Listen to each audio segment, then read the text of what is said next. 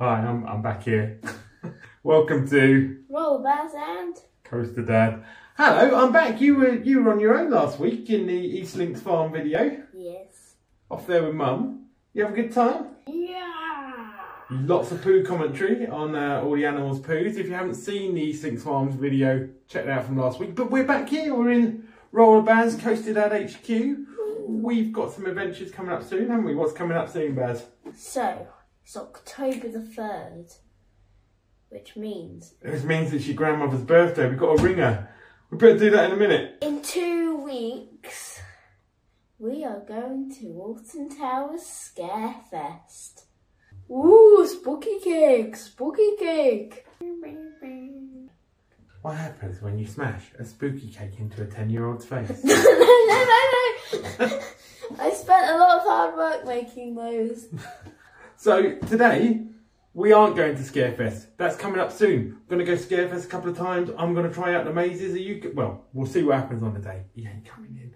But today we are going to do an amazing, exciting travel video telling you all about how to get to the Merlin attractions in London.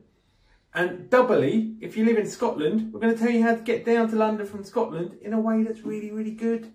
Saves you a bit of money and gets you all that extra cash to take in to spend on merch. Are you excited about that?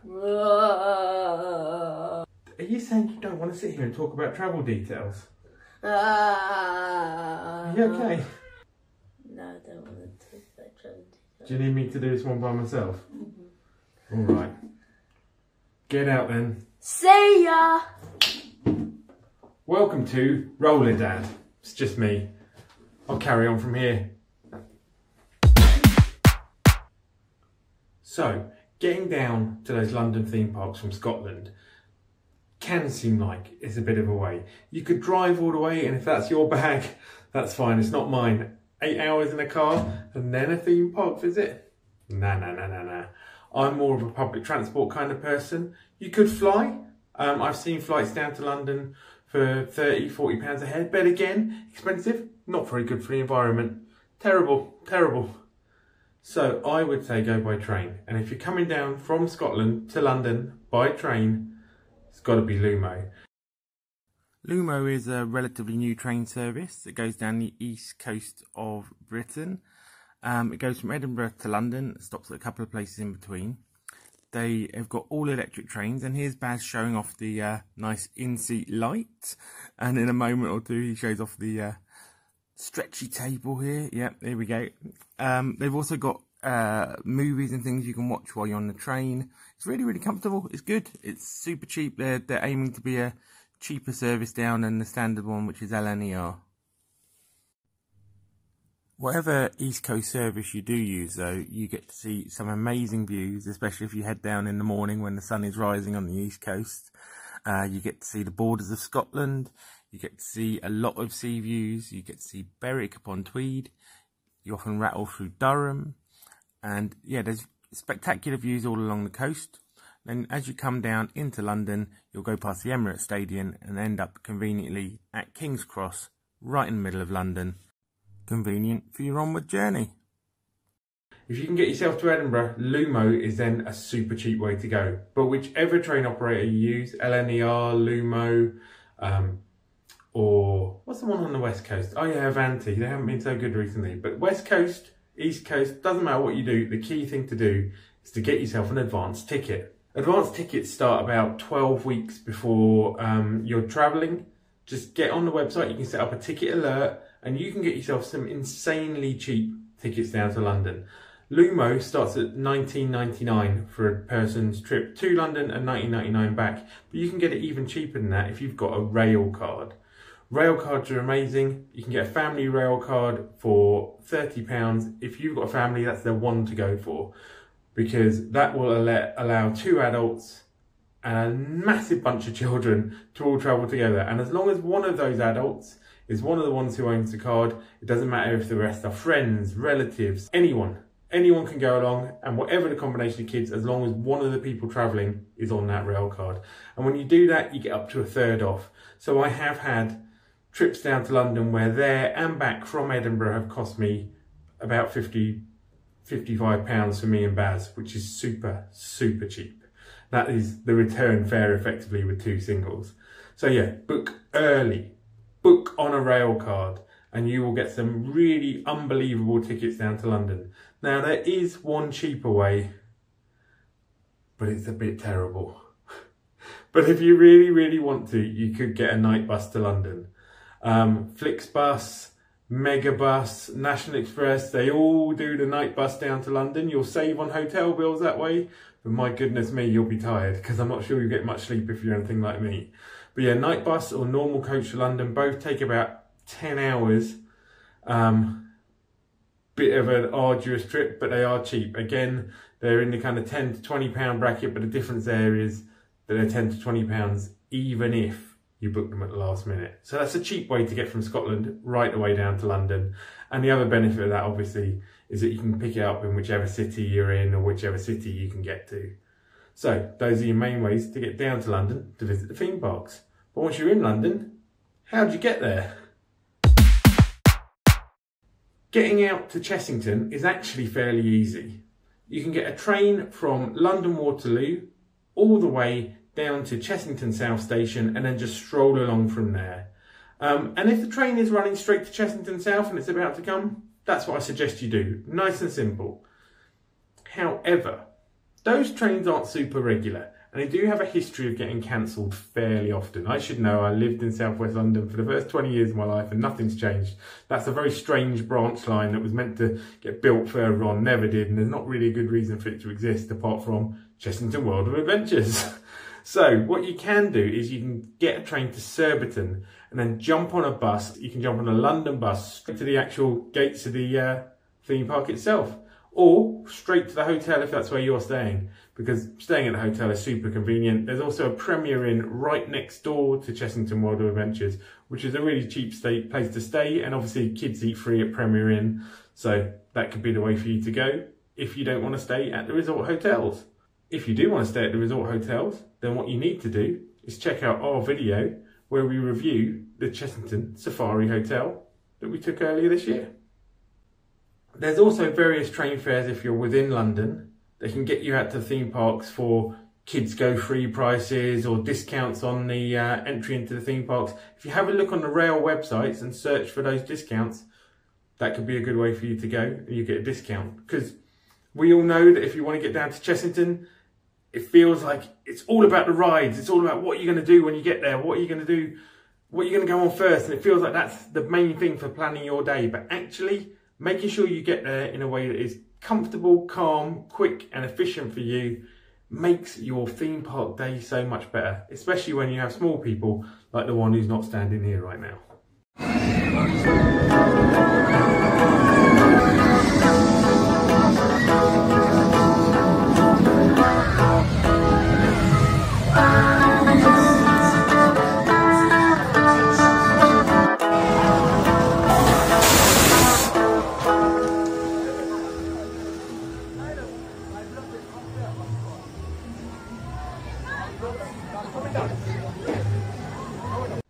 How'd you get down to Thorpe Park?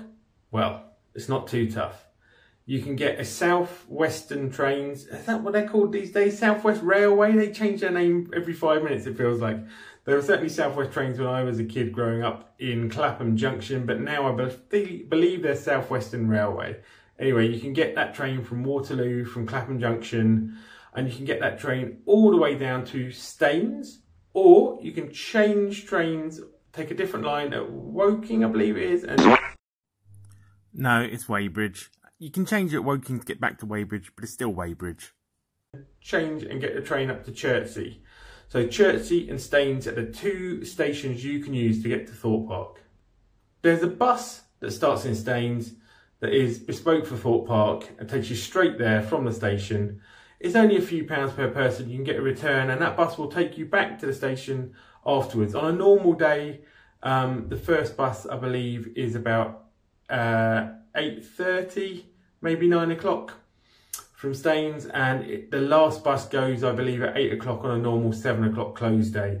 Obviously, those hours will be slightly extended and changed around things like fright nights, but generally an hour after the closure of the park is the last bus, and an hour before opening is the first bus. Hey, there's a system. I hadn't registered that. It's an hour before and an hour after. That's the way to remember it. So yeah, then you can get in there. You can grab yourself a breakfast in the Dome. They do breakfast there, a buffet breakfast, so you could save some time and get down there. Yeah, it's pretty simple to go there that way. If you're going from Chertsey, and like me, you've decided to save some money, stay at the Chertsey Travelodge, and I've got a little review here of the Chertsey Travelodge. Shall we slip that in now? Is that okay with you? Yeah, we'll slip that in now. Okay, Chertsey Travelodge. So if you're from the UK, you've probably stayed in a Travelodge at some point. And Chertsey Travelodge is just like all the rest of them. You know, convenient, simple. They don't do a kind of dining room bar experience at this one. It's just got the continental breakfast that you can get from the reception. Travelodge is very simple. It's a bed, it's a bathroom, there's a desk, and they will set up a family room with an extra bed if you've got a kid with you. It's simple, there's not much to it. But something a bit weird did happen to us when we were staying at Chertsey Travelodge for Thorpe Park. Bit of a weird one here. Now, I'm not talking about my swarm hairdo. We've just been at Thorpe Park for, 9 hours. Great day. And while we've been out, Travelodge have done something pretty weird, but amazing.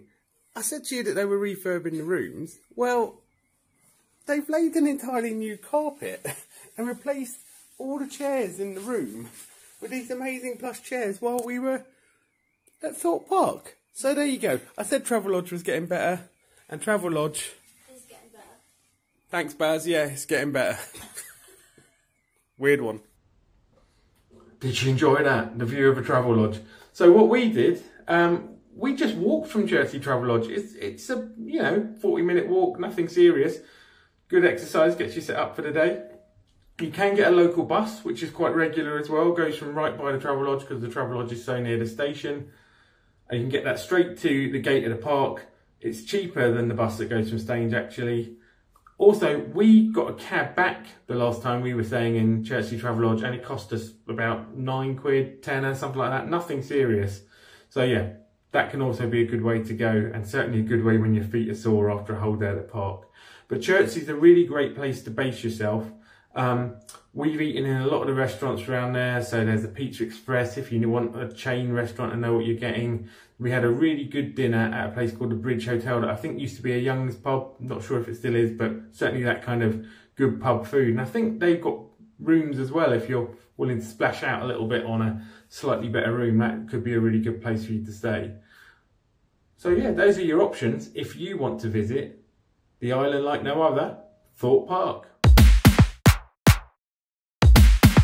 Legoland is the trickiest of the 3 major Merlin theme parks in London to get to. You can get a train out to Windsor, and you can go to either of the Windsor stations, Windsor and Eton Riverside, which is the one I know from my childhood, or you can go to, what is the other one called? I don't actually know because I never go via Paddington, but via Paddington you can get a train to just the other side of the river in Windsor because the Thames goes through Windsor. And they're very close together, and from there you can pick up a local bus, but the local bus is a little bit less regular. Given the struggles we're all having with buses and things at the moment, recovering from COVID, I'm not going to give you any times, but you can get a bus to Legoland from there. Looks fairly regular, but I would suggest maybe it's worth splashing out for an Uber or a cab just to make life a bit easier. Another alternative for getting to Legoland is I believe there's a Green Line bus that does go straight to the park, and you can get that from Victoria. Now, if you're coming from the northwest, or from the west indeed, and you feel like you don't want to go all the way into London to get to Thorpe Park and places like that, I'd say you're absolutely right. One of the things you can do is you can change at Watford Junction if you're coming down on that line, or change on a connecting station if you're coming in from the west. And you should be able to get on the train that goes down to Clapham Junction. And that's a really, really good suggestion. If you change at Clapham Junction, you can get to all of the places that we're talking about. Chessington South, you can get to Staines, you can get to Chertsey, you can get to Windsor. So a really hot tip is just avoid London, come down that line that comes down the western side of London, and you'll actually save a few pence as well on the train fare and save all the hassle of getting across London if you don't need to. So yeah, coming down from the northwest of England, get a ticket that changes you at Watford Junction. It's a better way to go. If you haven't heard about it, there is another thing you could do to save yourself some money, and it's called ticket splitting. So there are websites like Tickety Split, there's a few of them now, that will split your ticket. Now what that means is that they will find a station somewhere on your route where there is a cheaper fare for you to go from your station to that station, and then from that station to your destination. And they will find where those two single fares on the same train are cheaper than you buying a through fare the whole way. And you won't have to change train. At the very most, you may have to change seat, but even often you don't have to do that. And I've done this to get to Blackpool. I actually did a triple split to get to Blackpool a few years ago and saved us £50 on the fare because we booked at the last minute. So definitely consider ticket splitting websites if you're looking for a cheaper way to get down to the parks. Well, I've had a lot of fun. This has been one of the most exciting videos we've ever done, right? I'll bung in some more ride footage here just to cheer you up after all of that talk about money and fares. And